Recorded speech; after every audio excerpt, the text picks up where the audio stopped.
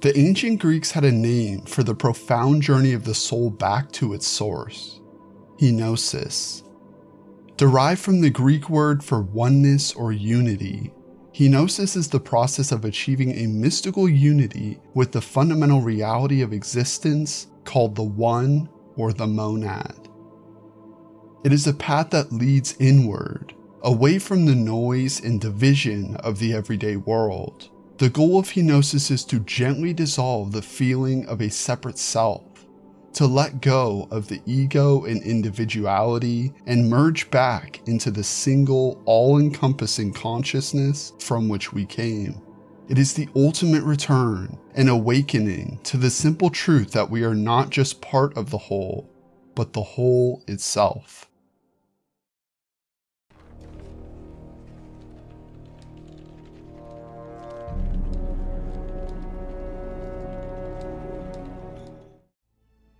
Long before this path was given a formal name and structure, its foundations were being laid in the fertile soil of early Greek thought. The pre-Socratic philosophers began to perceive the fundamental principles that would underpin the entire quest for Henosis.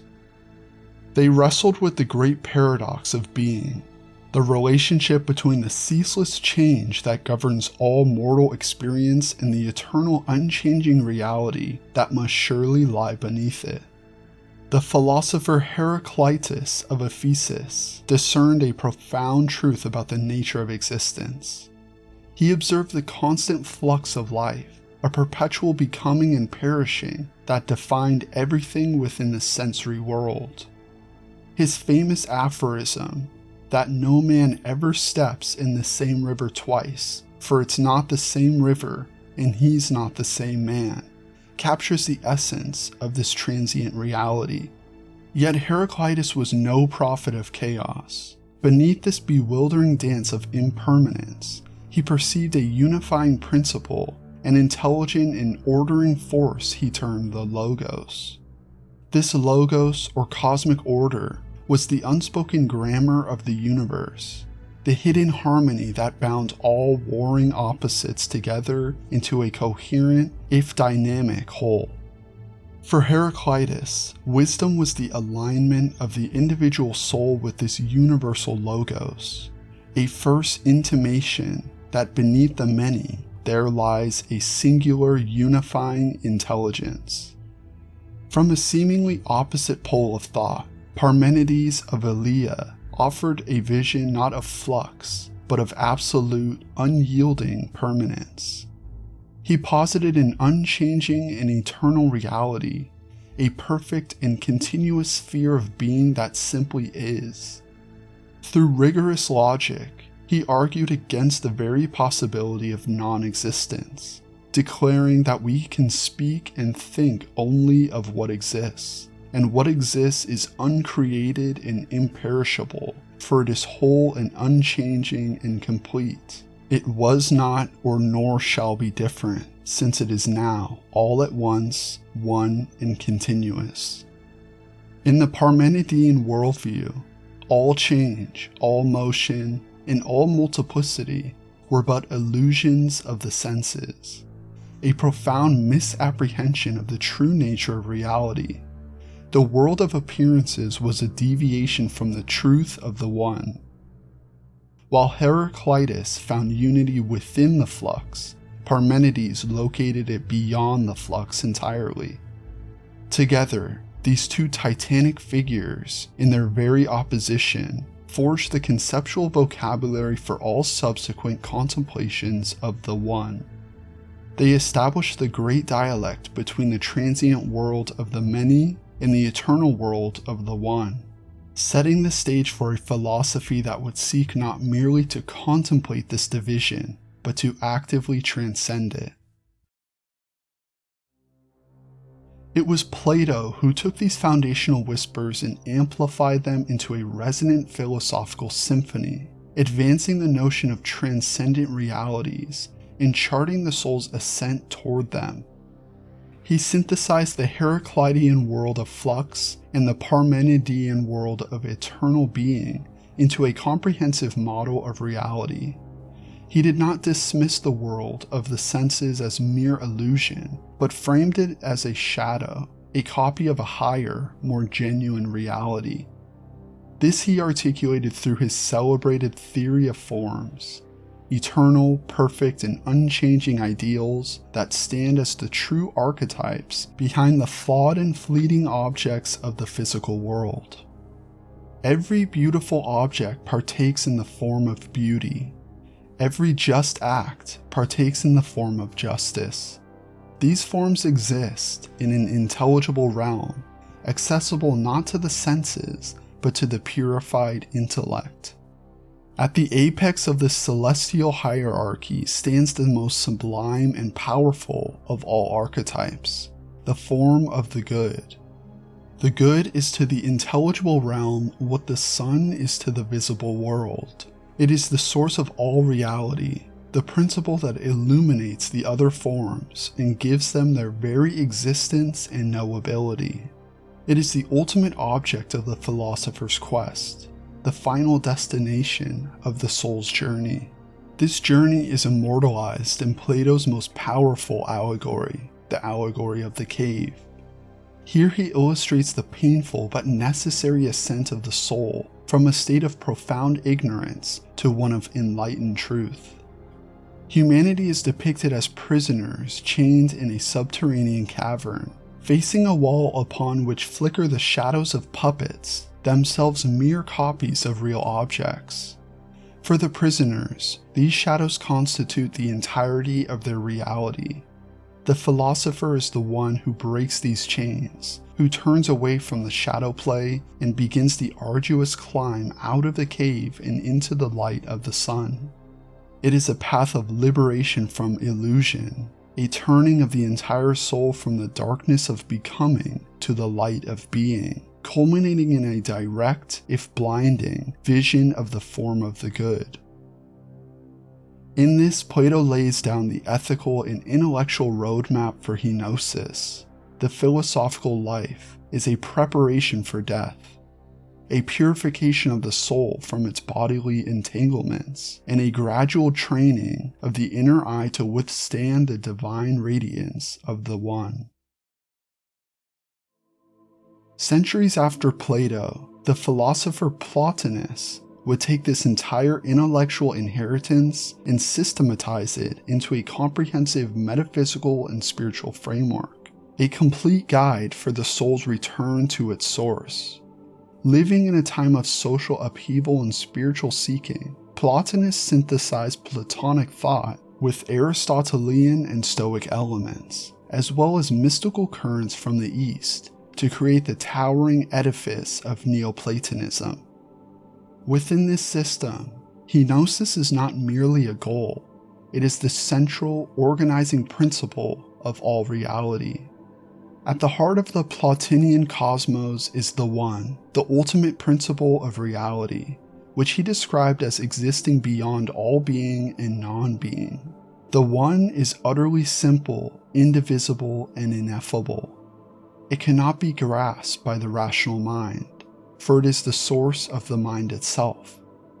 It is not a being, but the potentiality for all being, an infinite and indeterminate force from which all existence emanates. From this silent, self-sufficient source, reality unfolds in a hierarchical process of emanation. The first emanation from the One is the nous, or the divine mind. The nous is the realm of pure intellect, containing within itself the totality of Plato's forms. It is the highest and most unified state of being, but it is already a step removed from the absolute simplicity of the One, for in the nous, thought and the object of thought are distinct. From the nous, in turn, emanates the world soul, a dynamic and life-giving intermediary that stands between the intelligible world of the forms and the sensory world of matter. The world soul gazes upward in contemplation of the nous, and in looking downward, shapes and orders the material cosmos. Finally, at the furthest remove from the One is the material universe itself, the realm of individual souls, bodies, and the ceaseless change that Heraclitus observed. This process of emanation is also the story of the soul's descent, a tragic journey of increasing fragmentation and multiplicity. As the soul moves further from its origin, it becomes more deeply enmeshed in the lower realms, forgetting its own divine nature. Plotinus speaks of this fall with a profound sense of sorrow. When the soul has descended into generation from its divine condition, he writes, she partakes of evil and is carried a great way into a state the opposite of her first purity and integrity, to be entirely merged, in which is nothing more than to fall into a dark mire. He declares that in this state the soul dies, as much as it is possible for the soul to die. It is a death of forgetting, a spiritual slumber in the prison of the body and the clamor of the world. Yet this fall is not without hope, for just as all things emanate from the One, so too do all things possess an innate yearning to return to their source, a process Plotinus calls epistrophy, or turning back. The path to Henosis is the conscious and deliberate activation of this innate desire. It is a journey that reverses the process of emanation and is sent back through the great chain of being. This return is achieved not by looking outward, but by turning the gaze of consciousness inward through relentless self-purification and profound contemplation. Plotinus guides those that aspire with clarity. When we look outside of that on which we depend, we ignore our unity. Looking outward, we see many faces, but look inward, and all is one head. If a man could but be turned about, he would see at once God in himself and the all. This inward turning is a process of self-transformation, a radical resculpting of the soul. It is not a passive waiting, but an active, artistic labor. Plotinus employs a powerful metaphor, urging the seeker to become a sculptor of their own inner being. Withdraw into yourself and look, he commands, and if you do not find yourself beautiful yet, act as does the creator of a statue that is to be made beautiful. He cuts away here, he smooths there, he makes this line lighter, this other purer. Cut away all that is excessive, straighten all that is crooked, bring light to all that is overcast. Labor to make all one glow of beauty, and never cease chiseling your statue, until then shall shine out on you from it the godlike splendor of virtue. This chiseling is the practical path of Henosis, the means by which the soul sheds its imperfections and reveals the divine image hidden within. The final goal is a mystical union that transcends all words and concepts, a direct experience where the distinction between the seer and the seen, the knower and the known, dissolves completely into the silent, radiant presence of the One. Plotinus, with the precision of a master cartographer of the soul, articulates a series of distinct stages through which the aspirant must pass on the final ascent to union. The journey begins with catharsis, or purification.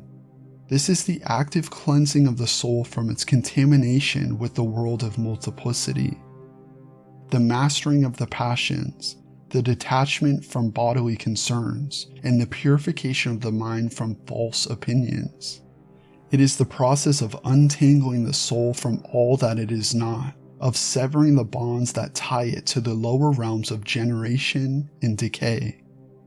Following purification, the soul engages in a mystical self-reversion. Here, the intellect, having been trained by philosophy, performs its ultimate act. It withdraws from all external objects and turns completely inward upon itself, surrendering even the tools of rational understanding. It ceases to reason about the divine and instead becomes still, open, and receptive to it. This inward concentration gathers the soul's scattered energies into a single focus point. This intense interiority leads to the breathtaking stage of autophany, a luminous vision of one's own true self beyond the fabricated construct of the ego. The soul beholds itself not as a limited biographical personality, but as a radiant intellect, a pure subject akin to the divine mind. It sees its own divine image, the unblemished statue that was hidden beneath the uncut stone. This is a moment of profound self-recognition, the realization of one's own timeless and essential nature. This vision precipitates the next stage, self-unification. Having seen its true nature, the soul now works to become what it has seen. It actively harmonizes its own fragmented aspects, integrating its various powers, reason, emotion, will, into a coherent and singular being. It is the process of becoming one from many, a gathering of the self into a state of perfect integrity and inner wholeness. From this peak of selfhood, the soul must take the final, terrifying, and liberating step, annihilation. This is the ultimate paradox of the mystical path. Having achieved the perfection of its own being, the soul must now transcend its own essence, allowing for the complete dissolution of the ego and the very sense of a separate self. It is a willing surrender of individuality, a letting go of the last and most subtle attachment. This annihilation gives way to the final ineffable state, union with the One, or Henosis itself. In this ultimate moment, all distinctions vanish. There is no longer a self to behold the One, for the self is the One. The soul does not merely see the divine, it merges with it completely, achieving a total identification with divine essence. This is a state of de-subjectification, where individual consciousness, with its inherent subject-object structure, dissolves entirely.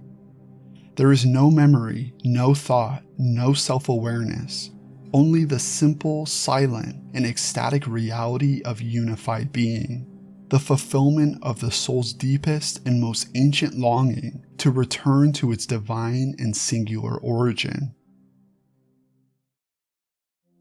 The path to Henosis is a razor's edge, and for every soul that undertakes the journey, there are myriad obstacles and challenges that threaten to arrest the ascent.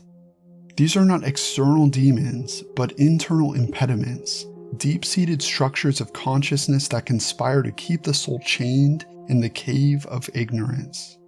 The most fundamental obstacle is the overwhelming problem of multiplicity itself. The material world, by its very nature, appears diverse, fragmented, and utterly real. The senses are bombarded with a ceaseless parade of distinct objects, competing desires, and fleeting experiences. This constant external noise drowns out the subtle, silent call of the One within. The soul becomes habituated to division, accepting the illusion of separateness as the fundamental truth of existence. This habituation leads to the primary spiritual disease, agnosis or ignorance. This is not a mere lack of information, but a profound and fundamental misunderstanding of reality's true nature. It is the state of the prisoner who believes the shadows are the only truth. Plotinus identifies this as the worldview of the materialist, stating that those who believe that the world of being is governed by luck or chance, and that it depends upon material causes, are far removed from the divine and from the notion of the One. This ignorance is the root of all other obstacles, for if one does not know one is a prisoner, one will never seek to escape. Flowing directly from this ignorance is the powerful attachment to the material world, the allure of physical pleasures, the pursuit of fame and fortune, the clinging to relationships and worldly identities. All of these forge powerful bonds that chain the soul to the lower realms. The soul in its fallen state identifies with its vessel, the body.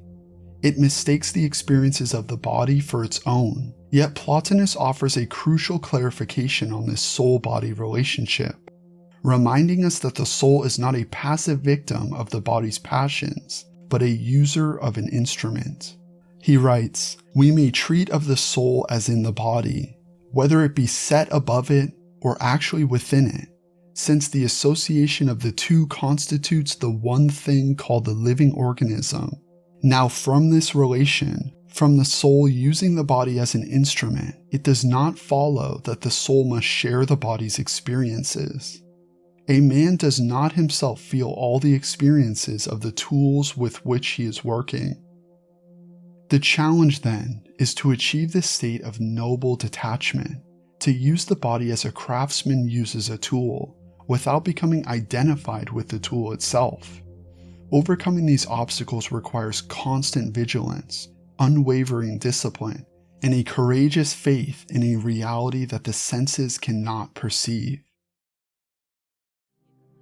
While the Plotinian path emphasizes a kind of intellectual and contemplative asceticism, a stripping away of the external to find the internal, a later Neoplatonist, Iamblichus, introduced a powerful and complementary approach. Acknowledging the profound degree to which the human soul is entangled in the material realm, Iamblichus argued that the mind alone is often insufficient to achieve its own liberation. For him, a different kind of action was necessary: Theurgy. Theurgy, from the Greek words theos or God, and ergon or work, literally means divine work. It is a path to Henosis that operates not through pure contemplation, but through sacred ritual practice. Iamblichus and his followers developed a complex system of rites, invocations, sacrifices, chants, and the use of sacred objects, all designed to purify the soul and align it with the divine powers that govern the cosmos. These practices were not crude attempts to manipulate the gods, but were understood as a way of mimicking the creative actions of the demiurge, the divine craftsman of the cosmos. By participating in these sacred dramas, the theurgists actively harmonized their own being with the greater cosmic order. This system integrated a vast syncretism of practices, drawing from the ancient mystery religions of Egypt, Chaldea, and Greece. The goal of theurgy was the same as that of the contemplative philosopher: the unification of the outer and inner person and the reconciliation of physical existence with one's spiritual essence. However, its methodology was profoundly different. It asserted the necessity of engaging the whole person, body, soul, and spirit, in the work of return. Theurgy proposed that through the correct use of divinely revealed symbols and rituals, one could create a kind of spiritual magnetism, drawing down the light of the gods to purify the soul and lift it from the mire of materiality. For Iamblichus, theurgy was not a betrayal of philosophy, but its necessary fulfillment, a recognition that for a being caught in the world of action, salvation must also come through a form of divine action. The profound quest for Henosis, for the dissolution of the self into a greater ultimate reality, is not a phenomenon confined to the Neoplatonic school. It is a perennial philosophy, a universal spiritual impulse that appears across the globe in a striking variety of mystical traditions, each speaking to the same fundamental truth in its own unique dialect. This convergence points to a shared recognition of fundamental unity that underlies the apparent multiplicity of the world. In the heart of India, the sages of the Upanishads developed the philosophy of Advaita Vedanta, a radical system of non-dualism. Advaita teaches that the individual soul, or Atman, is, in its essential nature, completely and utterly identical to the ultimate reality of the cosmos, Brahman. The perceived separation between the self and the absolute is a product of Maya, a veil of cosmic illusion. The path to liberation, or moksha, is the path of knowledge.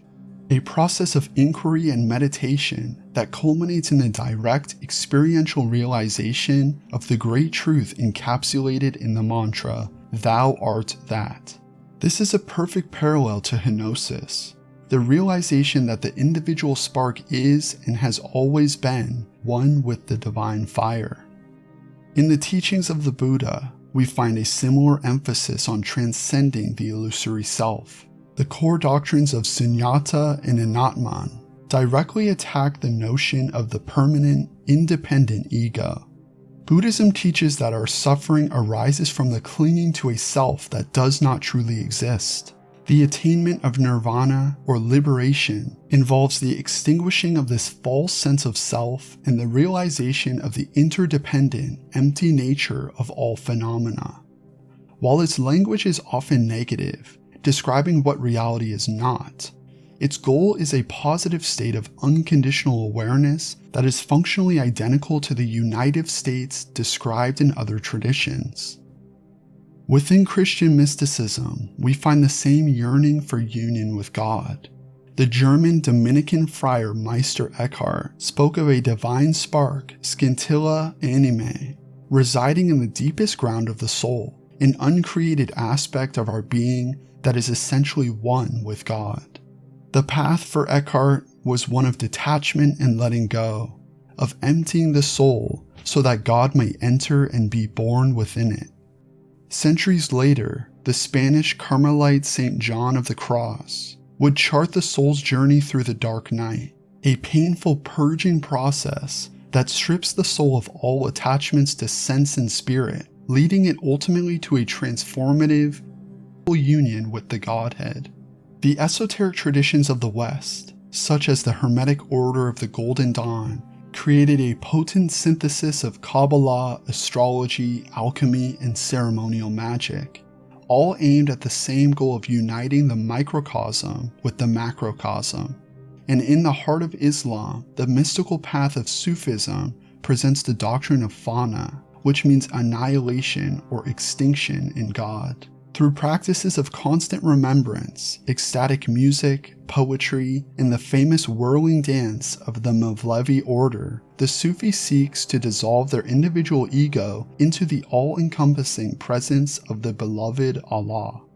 In all these traditions, though their methods and metaphysics may differ, the core principles resonate with astonishing clarity. Each insists on the necessity of transcending the individual ego, each recognizing the fundamentally illusory nature of our perceived separateness, and each holds out the ultimate promise of a direct experiential union with ultimate reality, a state that is the birthright and final destination of the human soul. This is a testament to the universal nature of the spiritual quest, a journey that has been undertaken by sages and seekers across cultures and throughout history, all following the same homeward path back to the One. The path of Henosis, therefore, reveals itself to be far more than a private quest for personal awakening. It is a conscious and willing participation in a vast cosmic process, the great return or epistrophe of all things to their divine origin. This is a path that demands everything. It demands the discipline to quiet the passions, the introspection to challenge every cherished assumption, and ultimately the courage to transcend the self entirely. Henosis is a journey that begins with the cultivation of virtue and philosophical inquiry and proceeds through the sacred stages of purification, self-reversion, the vision of one's true self, the annihilation of the ego, and the final ineffable union with the One. The striking parallels found across the world's great spiritual traditions all point to a single underlying truth, that the essence of reality is a seamless and indivisible unity, and that our experience of separateness is a profound illusion. The journey homeward is the universal plot of the human spirit. It is the dissolution of the lonely, constructed self into the embrace of the boundless primordial source. This is the promise and the challenge of Henosis, a path of radical transformation that is at once the ultimate expression of individual will in its final perfect surrender. Thank you so much for watching. Let me hear your thoughts in the comments. How do you think Henosis compares with the Gnostic idea of gnosis? If you would like to support the channel, there's a Ko-fi and PayPal link in the description and pinned in the comments. But the easiest way to support is just to like the video, subscribe, and hit the notification bell so you don't miss a future video. Check out my website, oculus.com, and the other history channel I narrate for called Folks of Yore. Again, thank you so much for watching. Until next time.